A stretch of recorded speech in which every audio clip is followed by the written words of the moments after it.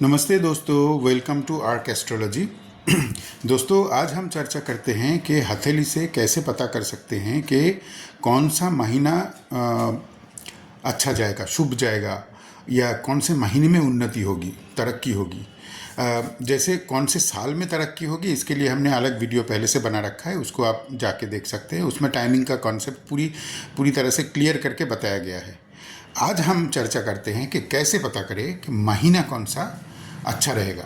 तो इसको जानने के लिए दो मेथड्स है। हम आज एक मेथड के ऊपर बात कर रहे हैं और ये पूरा इंडियन सिस्टम है, ये कोई वेस्टर्न बुक में आपको मिलेगा नहीं। तो ये जो पहला मेथड हम आज बताने जा रहे हैं, तो इसको अगर पता करना है तो इसके सबसे पहले आपको सामने वाले का बर्थ मंथ यानी कि जन्म का महीना और जन्म का साल पता होना चाहिए। पहले ही बता देते हैं, ये दोनों चीज़ होना चाहिए। तारीख नहीं भी हो तो भी चलेगा। अच्छा, मान के चलिए जो जन्म का बर्थ मंथ होगा, जो जन्म का महीना होगा, वो पूछ लीजिए सामने वाले से। तो सामने वाला मान के चलिए बताया कि मार्च महीने में जन्म हुआ है।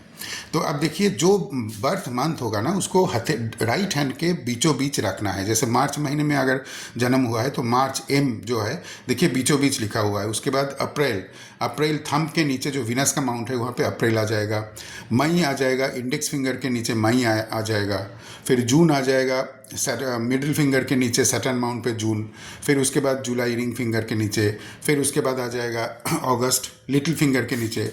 फिर अभी लेफ्ट हैंड में आके सितंबर से शुरू होगा। सितंबर लेफ्ट हैंड का जो लिटिल फिंगर है उसमें सितंबर, फिर रिंग फिंगर में अक्टूबर, मिडिल फिंगर में नवंबर, दिसंबर इंडेक्स फिंगर में, फिर विनस माउंट में थंब के नीचे जनवरी, और फरवरी बीचों बीच, हथेली के बीचों बीच। इस तरह से इसको मंथ को रखना है, सजाना है। अब पता कैसे करें कि कौन सा महीना शुभ है? अब जिस प्लैनेट जो प्लैनेट शुभ होगा ना, तो उससे संबंधित, उससे रिलेटेड महीना, मंथ शुभ रहेगा। अब मान के चलिए किसी के लिटिल फिंगर में अगर चौकर स्क्वायर हो, या किसी के कोई भी माउंट के ऊपर ट्रायंगल हो, स्क्वायर हो, या एक लंबी लाइन हो, वर्टिकल लाइन हो, तो वो उससे रिलेटेड जो मंथ आता है हाथ में, वो शुभ होता है। उन्नति या तरक्की उस महीने में हो सकती है। अब देखिए यहाँ पे जो लाइफ लाइन दिख रहा है, और उस लाइफ लाइन से एक रेखा निकल के ये लगभग 30 ईयर्स के समय उसका उन्नति या तरक्की दिख रहा है, प्रोफेशन में जम पाएगा। अब मिडिल फिंगर के नीचे एक लंबी लाइन है। तो अगर इस व्यक्ति का मार्च महीने में जन्म हुआ है, तो मार्च, अप्रैल, मई, जून महीने में मिडिल फिंगर का नीचे जो महीना आ रहा है, जून महीना आ रहा है, तो जून महीना इनके लिए शुभ रहेगा। अब 30 ईयर्स, लगभग 30 ईयर्स में इनका तरक्की का समय आ रहा है। अब उनका बर्थ ईयर अगर पता हो तो उससे आप 30 जोड़ लीजिए। 30 जोड़ लीजिए तो जो साल आएगा, अब किसी का अगर मान के चलिए 1995 में जन्म हुआ है, तो 30 ईयर्स 2025 में जून के महीने में उनकी तरक्की होने की पूरी गुंजाइश रहेगी। तो इस तरह से बताना है। ये थोड़ा सा प्रैक्टिस से आएगा। थोड़ा शुरू में थोड़ा सा हो सकता है इधर उधर हो जाए, लेकिन अगर आप रेगुलर प्रैक्टिस करेंगे तो ये सिस्टम काम करता है। तो ये पूरा इंडियन सिस्टम है, और इसको आप भी अपने रेगुलर जो प्रैक्टिस सेशन है उसमें आप इसको प्रैक्टिस करिए, आपको ज़रूर अच्छा मिलेगा। कई बार क्या 2-2, 3-3 माउंट्स अच्छे मिल जाते हैं। अब उसमें आपको तय करना है कि कौन सा महीना ज़्यादा स्ट्रॉन्ग है। जैसे मान लीजिए किसी का मार्च महीने का जन्म का महीना है, और उसका मई और जून, माने गुरु और शनि में 2 अच्छे शुभ चिन्ह हैं। सबसे अच्छे शुभ चिन्ह दोनों प्लैनेट, दोनों माउंट के ऊपर है।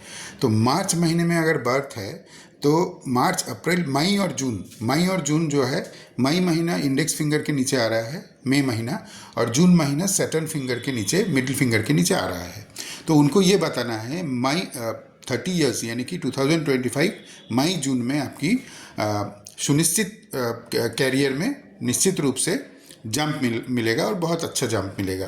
तो इस तरह से हमको देख के बताना है। हमने मार्च महीना एक एग्जाम्पल के तौर पे लिया। ये कोई भी महीना हो सकता है, जनवरी हो सकता है, फरवरी हो सकता है, जो भी महीना उसका बर्थ मंथ होगा उसको हथेली के बीचों बीच रख के, उसके बाद एक के बाद एक महीना आते जाएगा।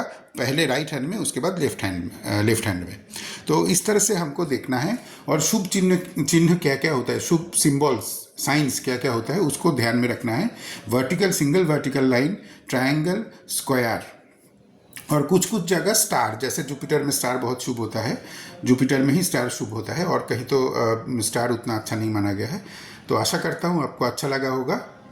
अगर आप इस वीडियो से कुछ सीख पाए तो कृपया करके इस वीडियो को लाइक, शेयर और सब्सक्राइब ज़रूर कीजिए, ताकि दूसरों तक ये वीडियो पहुँचे और सबको जानकारी मिले। मिलते हैं अगले वीडियो में, तब तक के लिए जय श्री राम।